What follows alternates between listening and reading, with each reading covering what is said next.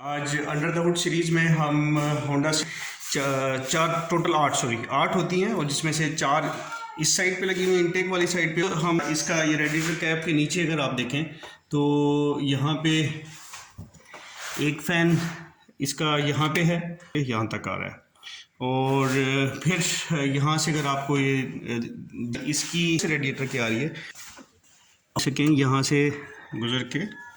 इसके नीचे air box के नीचे से जा रही है, तो थर्मोस्टेट भी इसका यहाँ कहीं पे अवेलेबल है। और पीछे इस जगह पे जो कॉइल को होज जा रही है, ये इसकी जो इन होजेस में से एक होज का टेम्परेचर जिसमें थर्मोस्टेट नहीं लगा हुआ, उसका टेम्परेचर बाय कंट्रोल करती है और थ्रॉटल बॉडी को आप रोटेट करते हैं। ये अगर आप देख सकें यहाँ से फिर ये, और वाटर बॉडी जैसे आप देख रहे थे कि वो पीछे की तरफ आ रही थी, तो वो तकरीबन 2000 होंडा सिटी के, और इसका